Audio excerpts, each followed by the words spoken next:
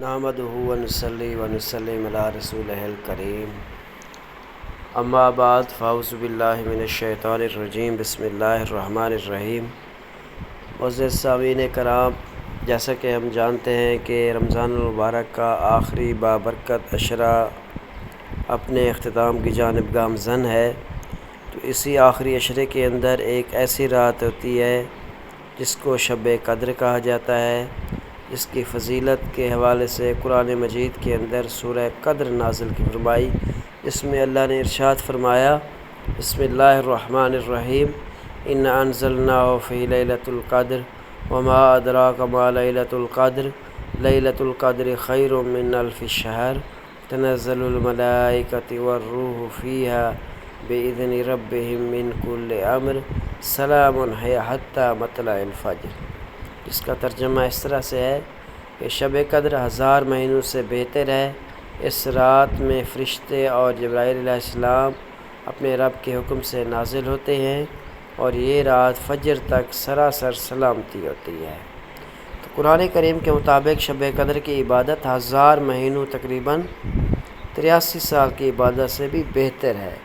یعنی اگر کوئی شخص اس ایک رات کو اخلاص کے ساتھ عبادت میں گزارے تو اسے پوری عمر کی عبادت کا ثواب مل سکتا ہے۔ آپ صلی اللہ علیہ وسلم نے ارشاد فرمایا، جو شخص شب قدر میں ایمان اور ثواب کی نیت سے عبادت کرے اس کے پچھلے گناہوں کو معاف کر دیا جاتا ہے۔ اسی طرح اس رات بے شمار فرشتے زمین پر اترتے ہیں اور اللہ کے نیک بندوں کے لیے رحمت اور برکت کی دعائیں کرتے ہیں۔ بعض مفسرین کے مطابق اس رات آئندہ سال کے بہت سارے معاملات اور فیصلے اللہ کے حکم سے فرشتوں کے سپرد کیے جاتے ہیں۔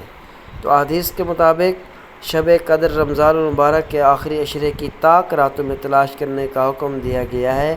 خاص طور پر 21ویں رات، 23ویں رات، 25ویں رات، 27ویں رات اور 29ویں رات۔ زیادہ تر علماء کے نزدیک 27 رمضان المبارک کی رات کو شب قدر کا زیادہ امکان ہے۔ تو حضرت عائشہ صدیقہ رضی اللہ تعالیٰ عنہ سے روایت ہے کہ نبی کریم صلی اللہ علیہ وسلم نے یہ دعا سکھائی کہ اللہم انک عفو تحب العفو فاعف عنا یا غفور یعف عنا یا فاعف عنا فاعف عنا یا غفور یا غفور یا غفور، اے اللہ بے شک تو معاف کروانے والا ہے اور معافی کو پسند کرتا ہے، بس مجھے بھی اپنے رب سے معاف فرما۔ تو شب قدر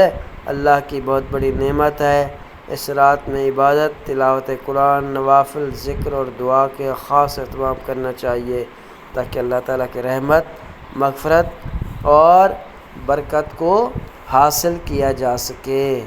تو اللہ تعالیٰ سے دعا ہے کہ اللہ تعالیٰ ہمیں اس بابرکت مہینے کے استفیل، اس بابرکت رات کو حاصل کرنے کی توفیق عطا فرمائے اور اس کے ساتھ ساتھ ہمیں اس رات میں زیادہ سے زیادہ نیک اعمال، اللہ کو راضی کرنے والے اعمال کرنے کی توفیق عطا فرمائے، آمین۔